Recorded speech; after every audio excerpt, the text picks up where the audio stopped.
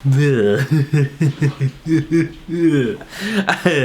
don't know if you guys saw the sort of music video thing for Billie Eilish's You Should See Me in a Crown, but there were a lot of spiders. And I'm not usually like opposed to spiders. Between April and me, it's like 100% of the time my job to take care of spiders for some reason. Sometimes I pawn it off on Strudel and try to convince him to eat the spider. He's pretty good at it. But You Should See Me in a Crown had a frickin' heck ton of spiders. And I think it ties in nicely with the meaning of the lyrics.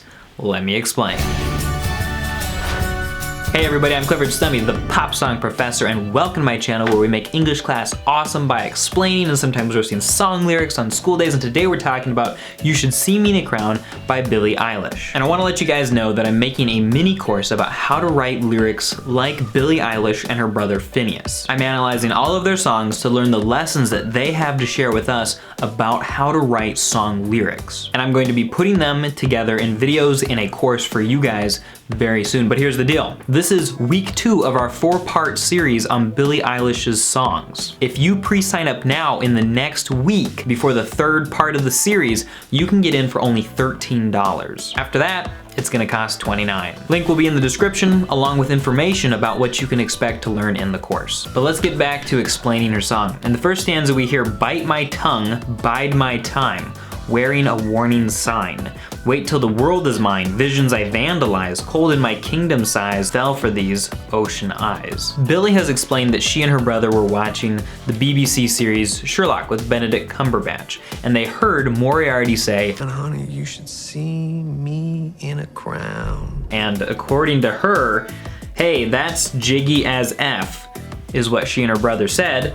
Then we just sort of made the song about being jiggy, I guess. And you should see me in a crown. So there it is. All right, I need to look up jiggy on Urban Dictionary. A played out slang term from the mid to late 90s meaning getting loose or dressing fly that was used by New Yorkers. Okay, so like getting jiggy with it. Except apparently the new version of getting jiggy with it or being cool and hip is now wearing crowns that have spiders on them and eating tarantulas. What are kids into these days? Eating spiders and putting spiders on their heads, and oh my gosh, it's too jiggy for me. Yep, that's about where we're at, people. But essentially with that verse 1, she's basically saying, you know, I'm gonna bide my time, wearing a warning sign, so hey, there's something special about me. Wait till the world is mine. And so it's kind of about her rising up and taking ownership of her destiny and winning, I guess. I don't really know what it means when people say like, I want the world, like the world is mine. But maybe in this case, it just means, you know, getting what you want. And apparently she wants a lot, and not just a lot of spiders. In the chorus, we hear, you should see me in a crown. I'm gonna run this nothing town. Watch me make them bow one by one by one. And while this doesn't necessarily have a hugely autobiographical explanation for it, it's kind of her saying that she's going to dominate the competition. She's going to be the queen. But perhaps more important is the intensity of the music as she sings it. This is not her saying, I'm going to be the peace-loving queen of the world and let them eat cake and stuff like that. It's a more intense, foreboding sound. And the fact that in the past she's complained about other people copying her style, I think gives a context almost for her really being a little bit of like an antagonistic personality here. She doesn't want to wear the crown because she wants peace. She wants to wear the crown because she wants to win. Count my cards, watch them fall, and so she's taking care of her own resources while she's beating up other people. Blood on a marble wall. A marble wall is a fancy thing, a blood is a scary thing. Oh wait, where in the past has she put a scary thing on a fancy thing before? The music video, spiders on the crown. I like the way they all scream, tell me which one is worse, living or dying first, sleeping inside a hearse, I don't dream. Perhaps the most confusing line of the entire song, tell me which one is worse, living or dying first. It sounds deep, but I don't understand. On one hand, living can be pretty great.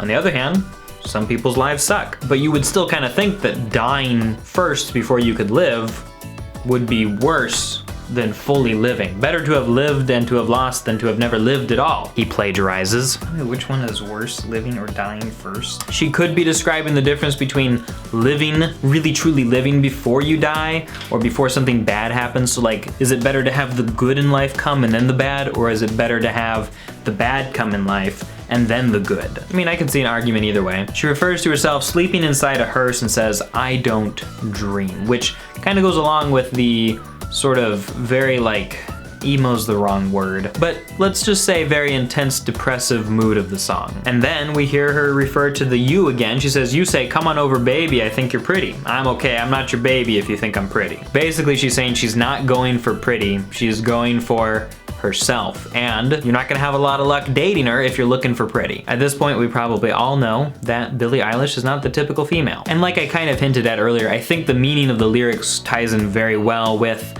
the meaning of the music video. In the music video, we see something scary adorning something fancy and something that kind of speaks of royalty or riches. Same thing that we saw with the blood on the marble. And I think both of those tie in very well to the image that Billie herself gives off. She is somebody who is just a little bit threatening to some people, I think. She's a little bit, she's got a dark emotional tone about her, and she is doing things that oftentimes very, you know, I don't know, like pop divas and usually very positive, cheery seeming people are doing. She's My Chemical Romance in a Katy Perry world. And if she's gonna rule, she's gonna rule in her own unique, spidery way. Remember guys, if you wanna get over 50% off on how to write lyrics like Billie Eilish, it's a short mini course. It's in the description down below. Sign up before next Friday. That's when the course comes out, but get that pre-sign up in so that you make sure to lock in the lower price, learn how to write the lyrics, all that good stuff. It's gonna be good.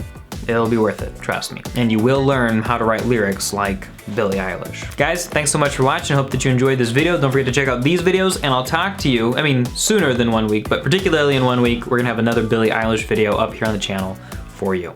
Talk to you guys soon.